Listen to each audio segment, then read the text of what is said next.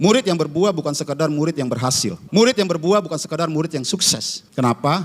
Karena tujuan Tuhan hadir ke dunia, mengorbankan diri yang mati di kayu salib, bukan sekedar membuat saudara dan saya sukses. Bukan sekedar membuat saudara dan saya berhasil, tetapi membuat saudara dan saya berbuah. Katakan bersama saya, berbuah.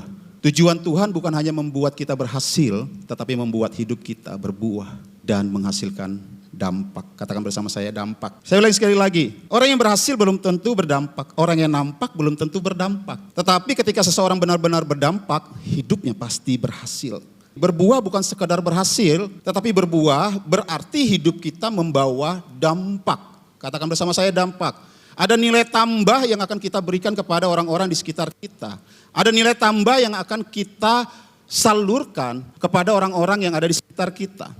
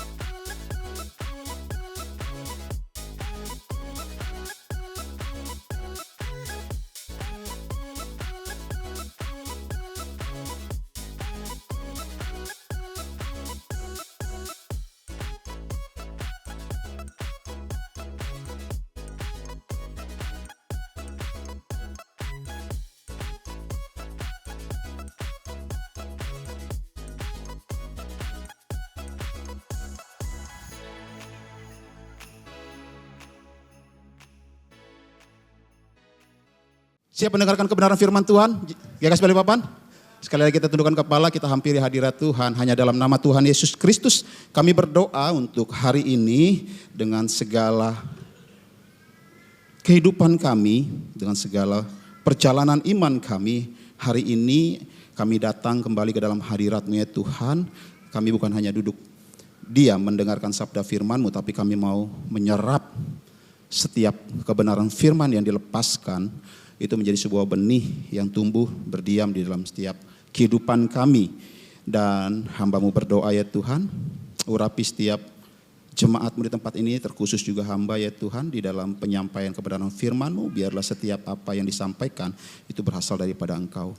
Urapi hamba-Mu untuk dapat menyampaikan bahasa yang mudah dimengerti, bahasa yang sederhana, agar setiap jemaat-Mu dapat menangkap segala apa yang menjadi bagian mereka untuk perjalanan iman mereka. Hanya di dalam nama Tuhan Yesus Kristus. Setiap kita yang siap dan diberkati Tuhan katakan amin. Amin. Berikan kemuliaan sekali lagi bagi Tuhan. Senang sekali saudara bisa melihat Bapak Ibu semua hari ini bisa hadir di ibadah minggu ini. Saya yakin siapa yang haus dan lapar akan firman Tuhan. Saya berdoa setiap tangan-tangan yang melambaikan tangan haus dan lapar akan firman Tuhan. Tuhanlah yang akan menyegarkan, Tuhanlah yang akan memberi kepuasan di dalam setiap kehidupan Bapak Ibu Saudara. Bagian kami hanya mau taat menyampaikan apa yang menjadi bagian yang Tuhan tetapkan, yang bagian Tuhan percayakan bagi setiap kami sebagai pemberitaan firman Tuhan hari ini. Izinkan saya juga menyapa bagi Bapak Ibu Saudara yang baru pertama kali hadir di tempat ini. Senang melihat Bapak Ibu Saudara bisa hadir bersama-sama kami di tempat ini. Dan kami juga menyambut bagi Bapak Ibu Saudara yang menyaksikan tayangan ini secara online di GKS Balikpapan. Yang siap mendengarkan firman Tuhan bisa katakan amin. Hari ini kita masuk di minggu yang keempat. Tidak terasa bulan Juli sebentar lagi sudah selesai. Dan cepat sekali rasanya. Dan kita masih di tema besar bulanan yaitu discipleship. Katakan bersama saya discipleship. Dan hari ini izinkan saya menyampaikan judul sharing adalah murid yang berbuah. Katakan bersama saya murid yang berbuah. Murid yang berbuah. Murid yang berbuah bukan sekadar murid yang berhasil. Murid yang berbuah bukan sekadar murid yang sukses. Kenapa? Karena tujuan Tuhan hadir ke dunia,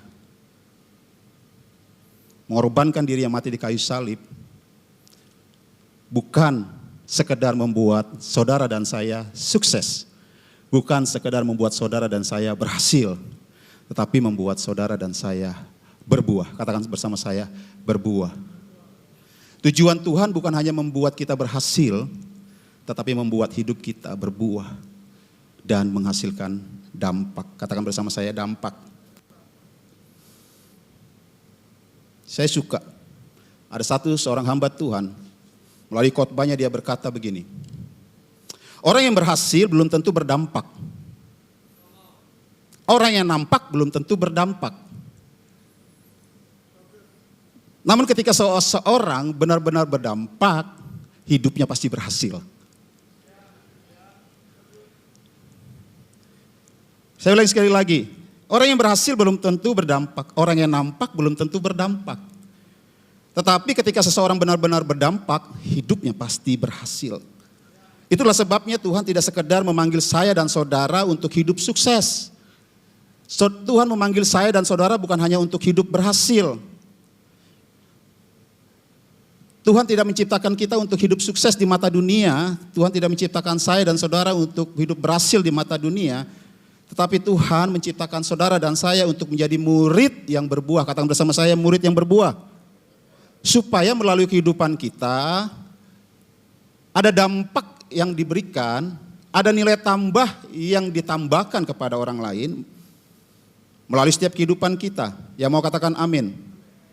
Saudara boleh catat ini, berbuah bukan sekadar berhasil, tetapi berbuah berarti hidup kita membawa dampak. Katakan bersama saya, dampak.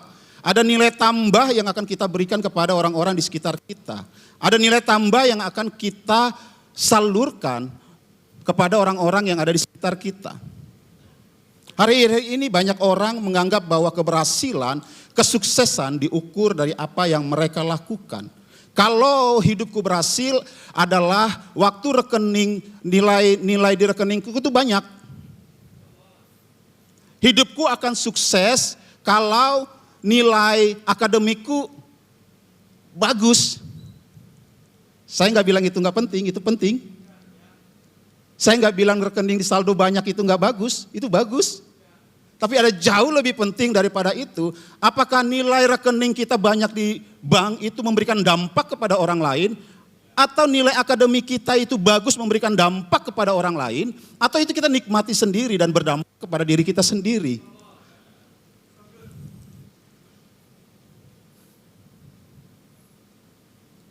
Tahukah saudara, apa yang dikerjakan seseorang oleh kekuatannya, atau oleh kemampuannya, atau oleh kepandaiannya, itu belum tentu berdampak untuk orang lain. Dia bisa mengikuti saya, bisa katakan amin. Keberhasilannya hanya berdampak dan dinikmati oleh dirinya sendiri. Itu bukan murid yang berbuah. Kesuksesannya dinikmati dan dirasakan oleh dirinya sendiri. Itu bukan murid yang berbuah. Sebaliknya, ketika seorang murid yang berbuah adalah hidupnya membawa dampak sekalipun namanya nggak dikenal. Sekalipun pribadinya nggak pernah ditemui. Sekalipun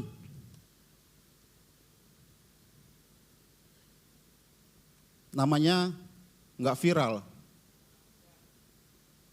Tapi apa yang dilakukannya memberikan nilai tambah kepada kehidupan orang-orang di sekitarnya. Apa yang dikerjakannya memberikan nilai tambah kepada orang-orang yang di sekitarnya.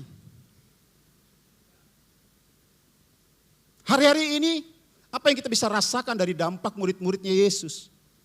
Apakah saudara pernah menjumpai dia? Tapi apa yang kita rasakan hari-hari ini? Dampak daripada murid-muridnya Yesus. Hari ini, apakah saudara pernah melihat face to face Yesus? Tapi apa yang saudara rasakan dari apa yang Yesus kerjakan 2000 tahun yang lalu? Ada dampak yang dia tinggalkan bagi dunia ini. Murid yang berbuah bukan sekedar engkau berhasil di dunia, engkau sukses segala apa yang kau kerjakan di bumi ini, tetapi apakah keberhasilanmu, kesuksesanmu itu memberikan dampak kepada orang-orang yang di sekitar kita.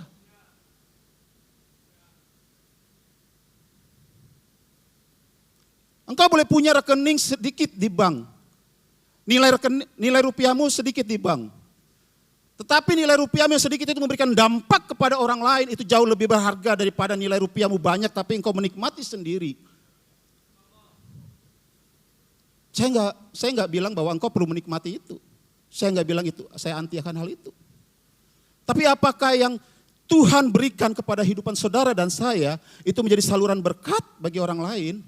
Seperti yang kemarin Pastor Dani sampaikan bahwa kita ini adalah pengelola, katakan bersama saya pengelola. Kalau kita pengelola arti semua apa yang Tuhan berkati itu titipan.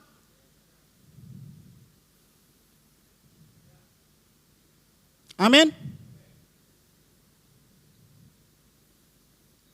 Saya meyakini dan saya cukup yakin. Pengorbanan Yesus mati di kayu salib menebus setiap dosa saya dan saudara tidak berhenti supaya saya dan saudara menerima keselamatan. Pengorbanan Yesus mati di kayu salib menebus dosa saya dan saudara bukan hanya membuat saudara dan saya terhubung dengan sorga. Pengorbanan Yesus mati di kayu salib buat saya dan saudara bukan sekedar membuat saya dan saudara hidup sukses dan berhasil di dunia ini. Keselamatan itu adalah awal perjalanan kita bersama dengan Kristus. Dan itu bukan tujuan akhir dari segalanya. Saya makin percaya Tuhan tidak hanya memanggil kita menjadi murid yang diselamatkan. Katakan bersama saya bukan murid yang hanya sekedar diselamatkan. Tapi saya adalah murid yang berbuah. Saya mau menjadi murid yang berbuah. Murid yang sejati selalu membawa dampak, katakan bersama saya dampak. Dampak itu tidak berhenti pada satu generasi. Tapi terus mengalir bahkan ketika satu hari Tuhan akan panggil kita ke surga, tetapi kita masih tetap memberikan dampak kepada orang-orang yang kita tinggalkan.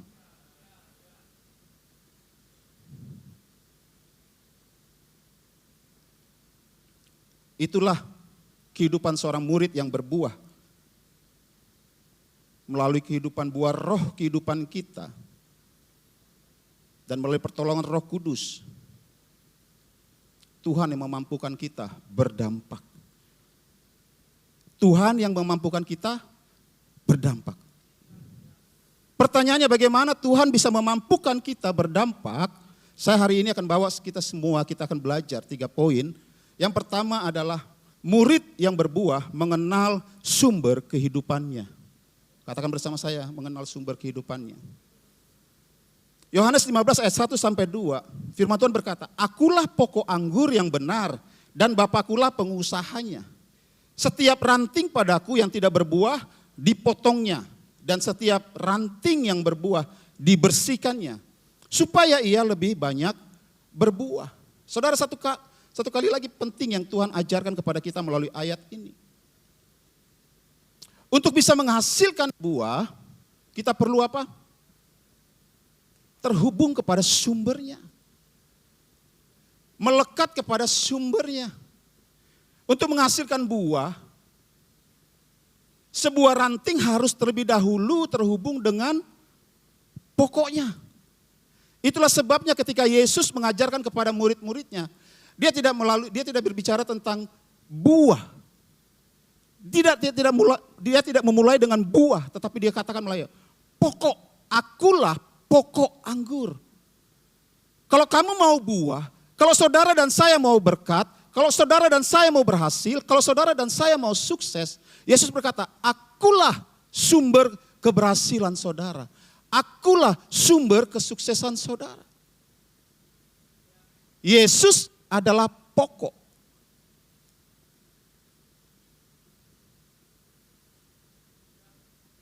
Sampai di sini saudara bisa ikuti saya. Buah bukanlah pusatnya, pokoklah menjadi sumber pusatnya.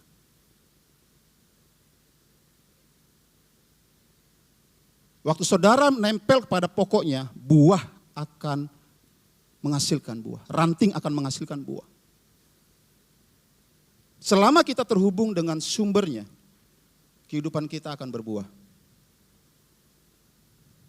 Saudara boleh catat ini. Jangan mengejar buah dengan melupakan pokoknya. Karena tanpa pokok tidak akan pernah ada buah. Tetapi ketika kita tinggal di dalam pokok, buah akan bertumbuh dengan sendirinya melalui kehidupan yang ada di dalam kita. Jangan kejar buahnya. Jangan kejar buah kesuksesannya. Saya nggak bilang, saya nggak anti kita hidup sukses.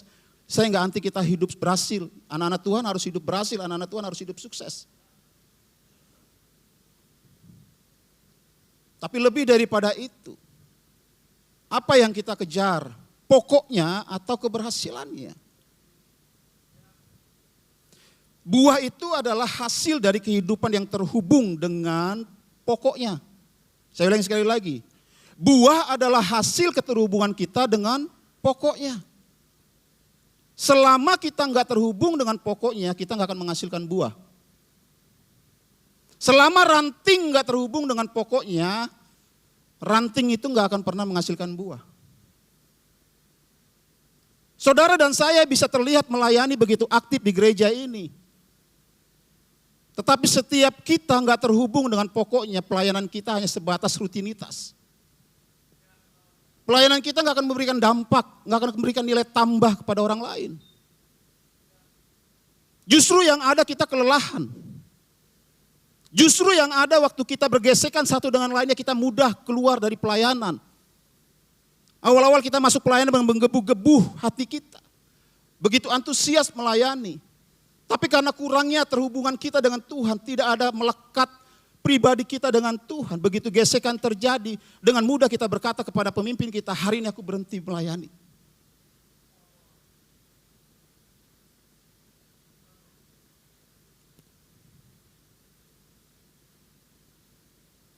Satu kali saya ketemu dengan seseorang, saya katakan, apa kabar Pak? Baik.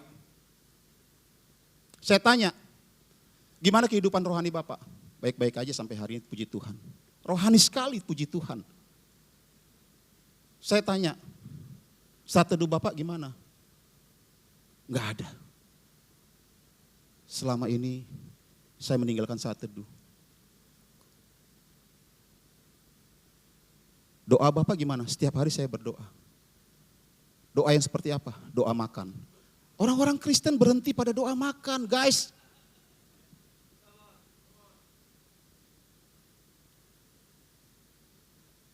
Kita setiap hari hanya terhubung dengan Tuhan ketika doa makan. Tapi kita minta buah yang lebih kepada Tuhan. Gimana caranya Tuhan kasih berkat lebih? Tiap hari kita minta sama Tuhan, Tuhan proses karakterku. Tapi setiap hari kita hanya berdoa makan. Gimana caranya Tuhan memproses karakter kita, kesabaran kita?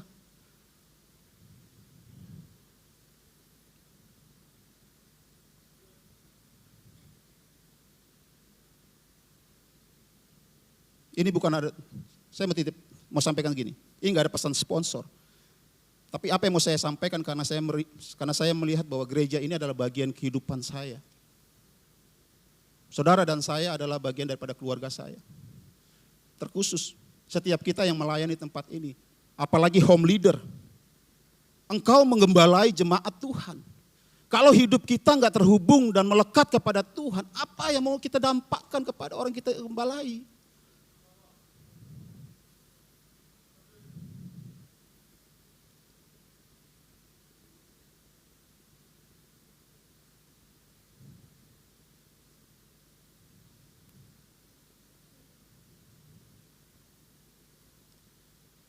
Jangan sibuk kejar buahnya.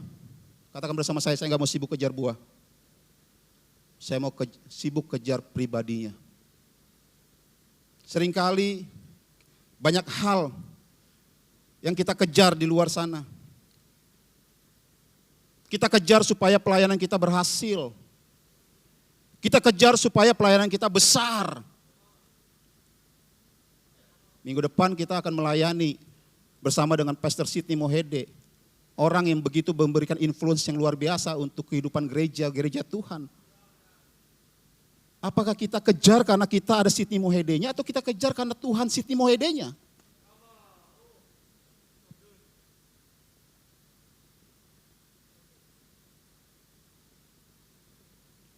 Saya enggak anti orang yang diurapi Tuhan karena karunia-karunianya.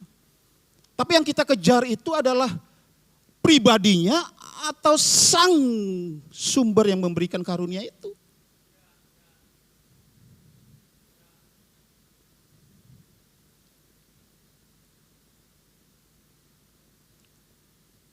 Kalau kita kejar pelayanan yang besar, kita kejar pelayanan supaya sukses, tanpa kita memiliki keintiman pribadi yang deep bersama dengan Tuhan, pertanyaannya model pelayanan seperti apa ini sebenarnya? Yang kita layani Tuhannya atau pribadi kita?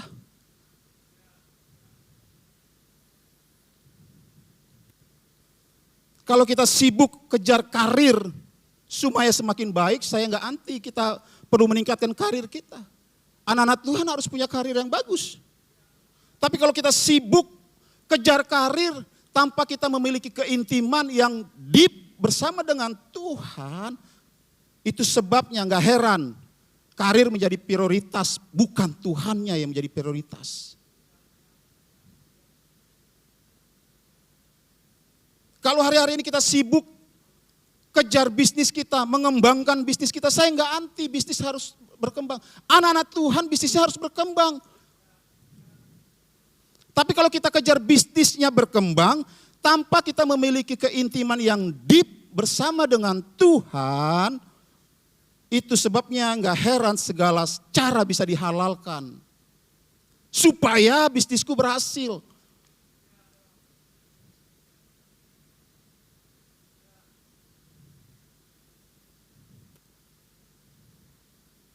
Kalau kita anak-anak Tuhan sibuk membesarkan nama kita daripada nama Tuhan, itu sebabnya enggak heran kalau anak-anak Tuhan butuh validasi dari manusia, bukan validasi dari Tuhan.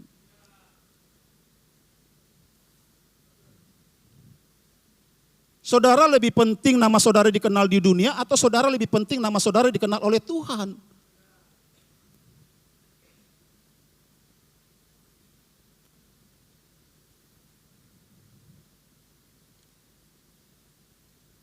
Katakan bersama saya, murid yang berbuah. Seorang murid Kristus yang berbuah tidak menghasilkan buah karena sekadar bekerja keras, tetapi karena hidupnya terhubung dengan sumber kehidupan itu. Sumber yang memberikan saudara dan saya berkat, sumber yang memberikan saudara dan saya karunia-karunia yang tidak dimiliki oleh orang lain.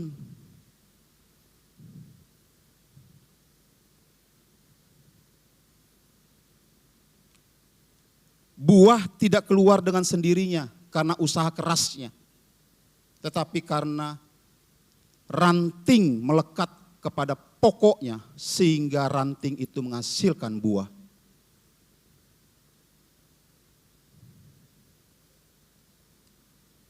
Demikian juga di dalam kekristenan kita. Buah kehidupan kita tidak lahir karena aktivitas pelayanan yang begitu banyak. Sibuk pelayanan sana sini. Tapi buah kekristenan kita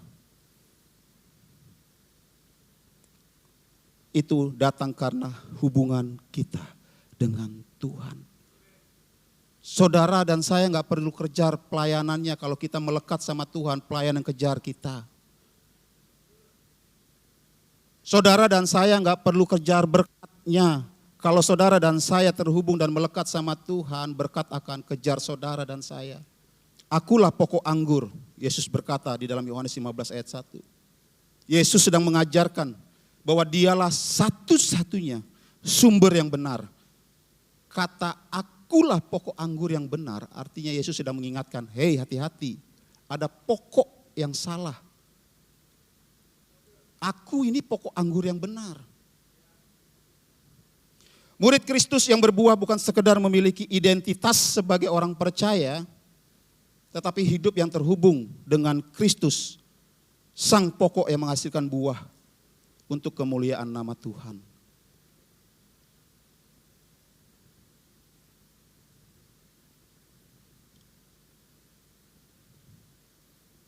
Hari-hari ini, jangan tanya sama diri kita, bagaimana cara saya bisa menghasilkan buah yang lebih banyak? Jangan tanya itu sekarang. Bagaimana supaya saya hidup bisa lebih sukses? Jangan tanya itu. Bagaimana hidup saya supaya bisa lebih berhasil? Jangan tanya itu. Tapi tanya dalam diri kita, apakah saya hari ini benar-benar sudah melekat sama Tuhan supaya keberhasilan itu bisa datang? Tadi saya katakan, saya enggak anti hidup sukses. Saya juga mau hidup sukses. Yang mau hidup sukses angkat tangan? Tuhan catat yang angkat tangan. Yang mau hidup berhasil angkat tangan? Semakin banyak ketika saya bilang Tuhan catat.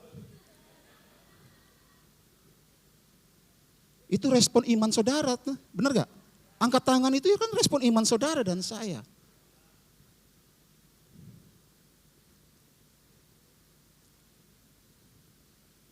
Poin yang kedua, bagaimana supaya kita bisa berbuah sebagai murid Kristus. Murid yang berbuah bersedia mengalami proses pembentukan. Yohanes 15 ayat 2-3 berkata, setiap ranting padaku yang tidak berbuah dipotongnya dan setiap ranting yang berbuah dibersihkannya supaya ia lebih banyak berbuah. Kamu memang sudah bersih karena firman yang telah kukatakan kepadaku. Amin. Waktu saya baca ini, saya nggak ngerti maksudnya. Kan saya kan bukan petani. Ini maksudnya gimana ya Tuhan? Dan waktu itu saya searching di Google, saya tanya, apa sih maksudnya ayat ini? Ternyata maksud Tuhan adalah ranting yang tidak berbuah dipotongnya. Ada ranting-ranting yang menyumbati ranting-ranting yang lain yang potensi menghasilkan buah. Yang tidak berpotensi menghasilkan buah itu dipotongnya, dibersihkannya, dibuangnya, diangkatnya. Supaya apa? Supaya ranting yang nempel pada pokoknya itu mendapat sinar matahari dan menghasilkan buah. Lalu ayat berikutnya Tuhan juga bilang bahwa yang berbuah pun Tuhan bersihkan.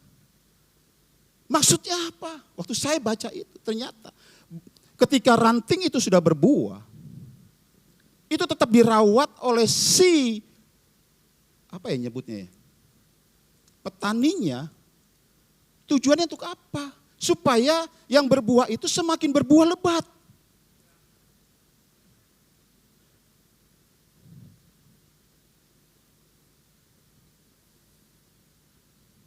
Sama hal di dalam kehidupan kita secara kerohanian.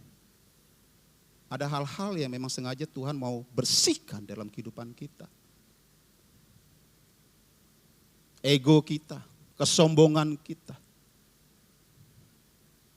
Tuhan mau bersihkan supaya saudara dan saya menghasilkan buah. Pak, saya udah rajin gereja Pak, saya udah rajin baca firman Tuhan, saya melayani Tuhan dengan begitu giat. Selama saudara hidup, proses pembersihan dari Tuhan itu tetap ada.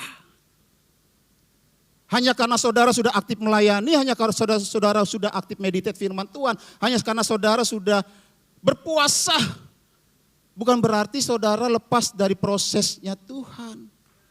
Bukan berarti saudara lepas dari perhatiannya Tuhan. Tuhan akan tetap bersihkan kita supaya kehidupan kita menghasilkan buah yang banyak. Sampai di sini saudara bisa ikuti saya. Bagaimana kita bisa diproses hari ini? Enggak mungkin kan Tuhan hari ini temui kita face to face. Dia bilang, boy ada karakter yang gak bagus dalam dirimu, aku potong. Ada yang ketemu Tuhan seperti itu hari-hari ini? Langsung ngomong sama saudara? Gak ada kan?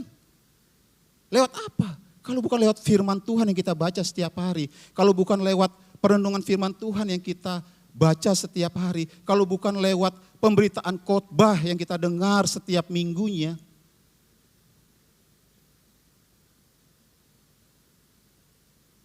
Itu bagian daripada cara Tuhan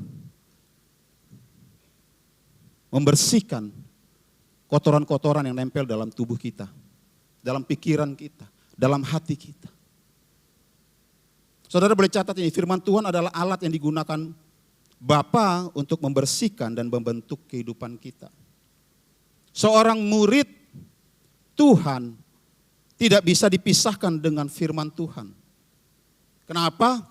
Karena firman Tuhan yang kita baca setiap hari bukan hanya datang untuk menghibur waktu kita lemah, tetapi juga datang untuk mengoreksi, menegur kita, mengarahkan kita supaya kita berjalan terus di dalam kehendaknya, di dalam rancangannya, supaya setiap apa yang kita kerjakan, nama Tuhan dimuliakan, dan setiap kehidupan kita menghasilkan buah-buah, dan bisa dinikmati oleh orang-orang yang di sekitar kita. Yang mengerti katakan amin.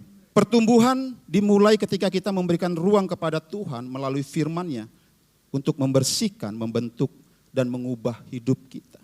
Karena murid yang berbuah bukan hanya murid yang menerima berkat Tuhan, tetapi juga murid yang bersedia menerima koreksi daripada Tuhan, diproses oleh Tuhan, bahkan lewat cara yang gak enak, lewat cara yang tidak terpikir oleh kita. Saya meyakini bahwa seringkali Tuhan memakai firman-Nya dan orang-orang di sekitar kita untuk membentuk kita, mendewasakan kita, memangkas setiap hal-hal yang gak baik di dalam kehidupan kita, di dalam hati kita, dalam pikiran kita. Izinkan saya menyampaikan beberapa budaya dan nilai-nilai yang kita bangun dalam rumah ini. Ini adalah pendekatan kami untuk melakukan pemuritan di dalam rumah ini. Yang seringkali setiap kali ibadah, sebelum mulai kita selalu mendeklarasikan yang kita sebut dengan hires. Katakan bersama saya hires. Yang pertama,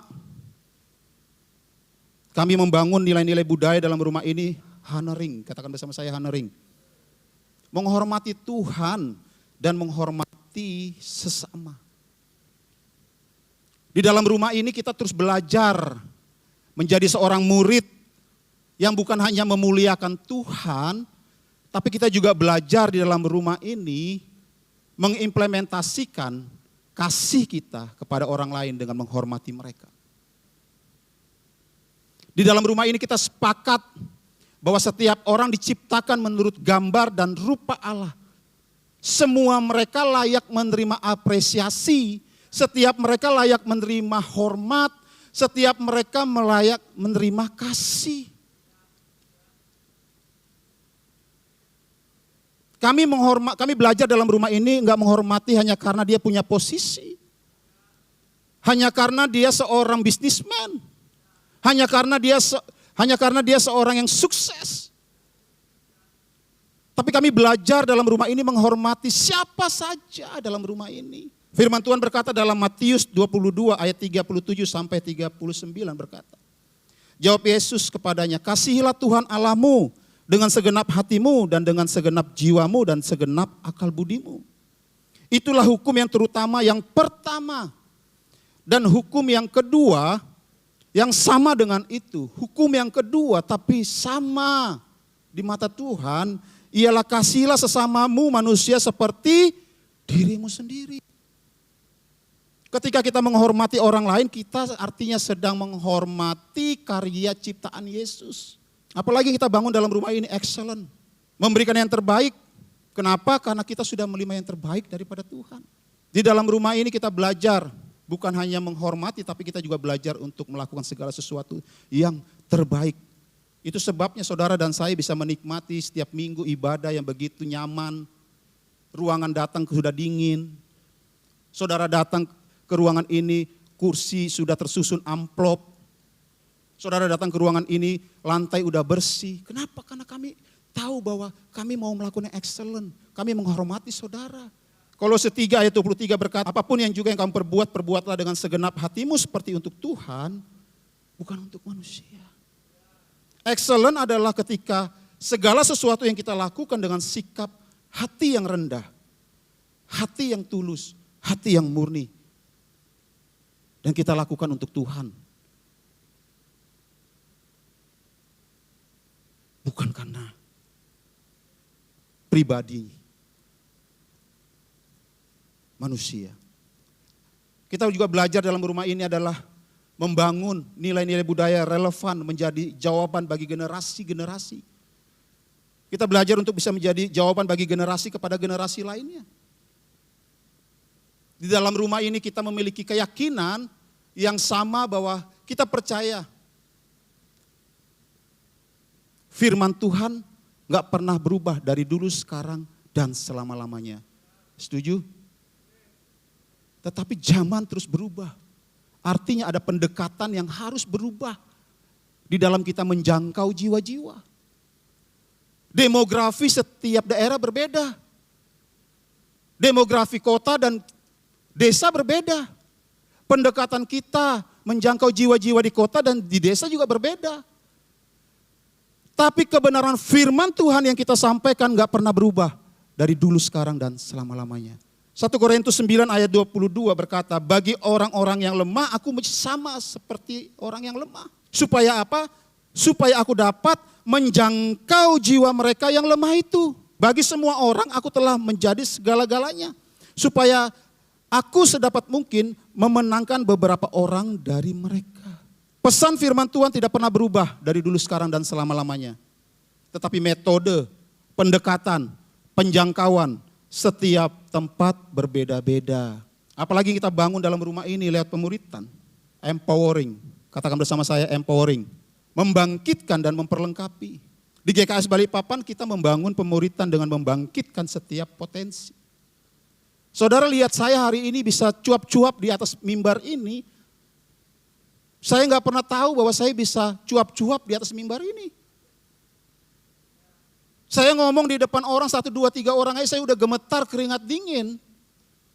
Apa yang membuat saya bisa ada di tempat ini? Ada orang yang Tuhan tempatkan untuk bisa melihat ada potensi yang tidak saya lihat.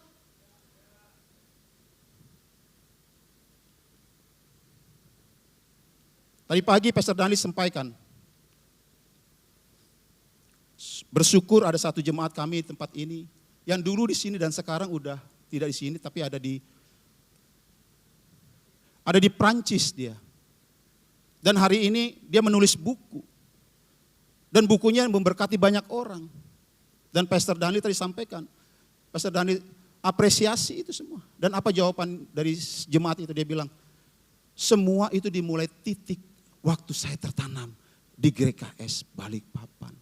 Ada potensi yang dibangun, ada potensi yang didorong. Kita nggak tahu apa yang kita lakukan hari ini, itu jadi potensi buat jemaat. Dan itu bisa memberkati banyak orang. Itu buah yang dihasilkan. Efesus 4 ayat 12 firman Tuhan berkata, untuk memperlengkapi orang-orang kudus bagi pekerjaan pelayanan, bagi pembangunan tubuh Kristus. Itu sebabnya di dalam rumah ini kita sebut kita adalah builders yang melayani. Di rumah ini volunteer semua yang melayani, sukarelawan yang melayani, kita sebut mereka adalah builders. Kenapa builders? Kita ini adalah pembangun rumah Tuhan. Pemuritan yang berbuah bukanlah yang memiliki banyak jemaatnya.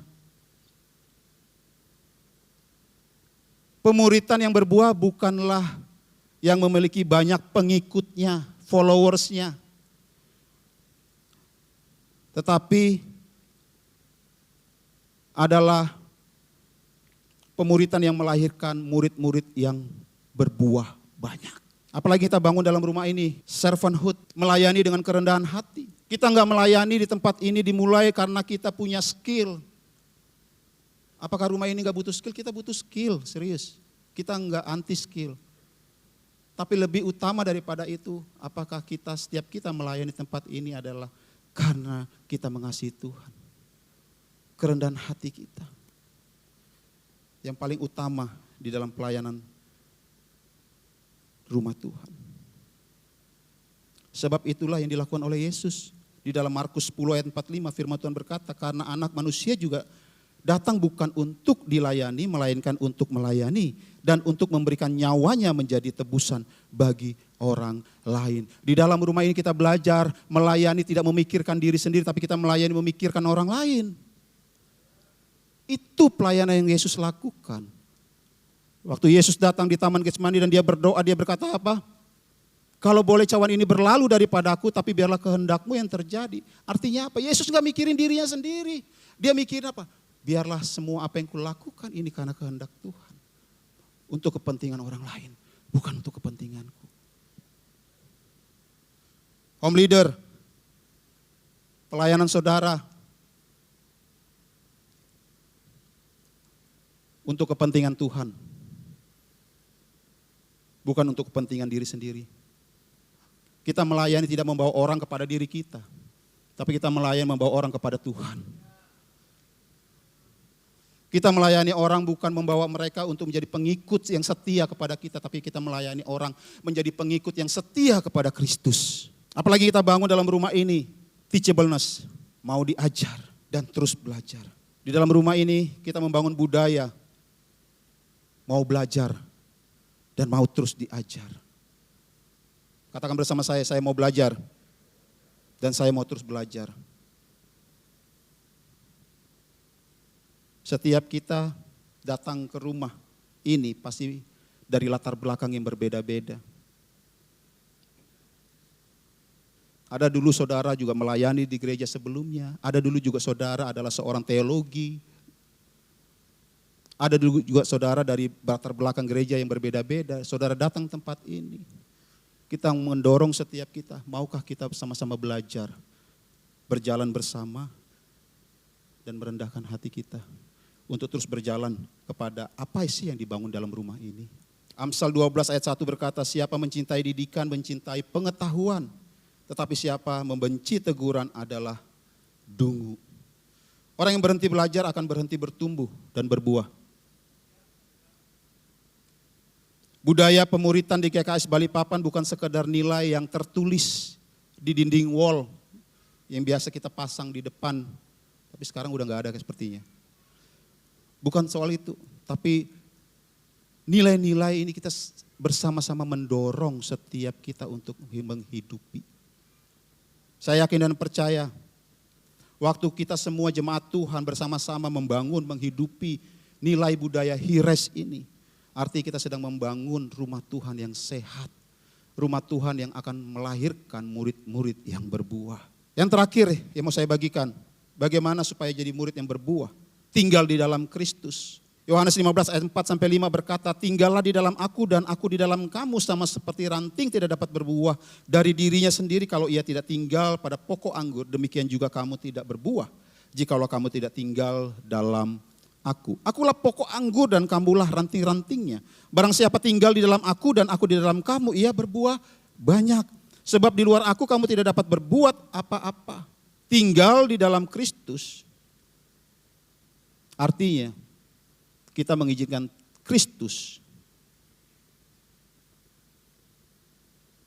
memimpin hidup kita sampai akhirnya hidup kita menghasilkan buah.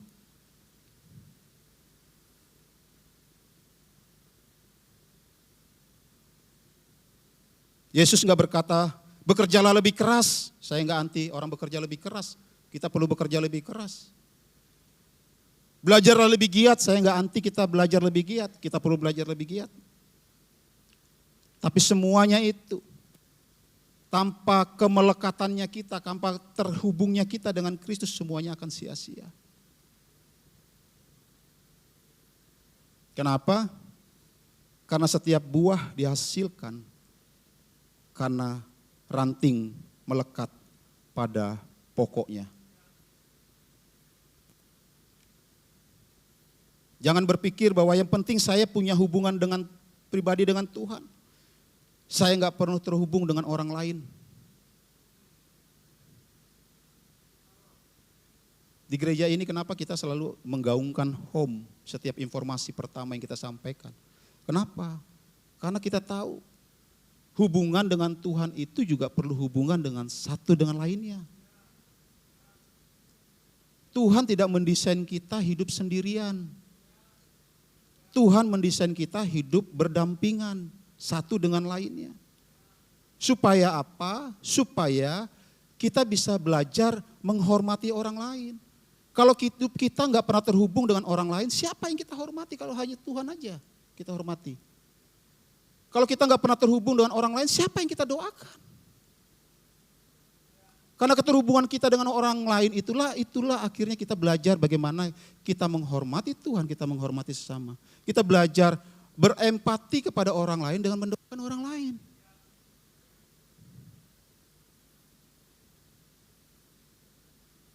Tinggal di dalam Kristus bukan hanya berbicara tentang hubungan vertikal dengan Tuhan, tetapi juga diwujudkan melalui kehidupan horizontal bersama tubuh Kristus lainnya.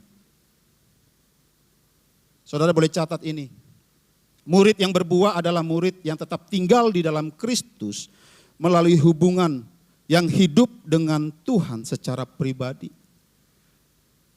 Dan hidupnya tetap tertanam dan terhubung dengan tubuh Kristus lainnya, yaitu gereja lokal. Yang mau katakan amin.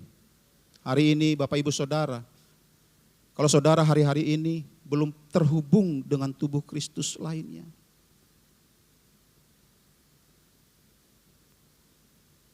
buka hati setiap kita supaya kita mau terhubung dengan tubuh Kristus lainnya. Siapa yang akan tahu kita waktu kita sakit kalau bukan orang-orang di sekitar kita? Siapa orang-orang yang akan mendoakan kita waktu kita sedang lemah kalau bukan orang-orang yang ada di sekitar kita, yang peduli dengan hidup kita? Dalam rumah ini, home adalah wadah, tempat di mana setiap umat Tuhan, jemaat Tuhan di tempat ini, kita belajar dimuridkan, kita belajar melatih, peduli satu dengan lainnya, mengimplementasikan kasih Kristus di dalam setiap kehidupan pribadi lepas pribadi. Sebagai ayat penutup terakhir, Yohanes 15 ayat 8 firman Tuhan berkata, dalam hal inilah Bapakku dipermuliakan. Dalam hal apa Bapa dipermuliakan? Yaitu jika kamu berbuah banyak dan dengan demikian kamu adalah murid-muridku.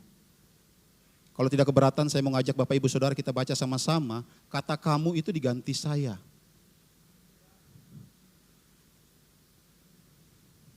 Siap? Mau? 1, 2, 3. Dalam hal inilah Bapakku dipermuliakan, yaitu jika saya berbuah banyak dan dengan demikian saya adalah murid-murid Kristus. Yang mau katakan amin.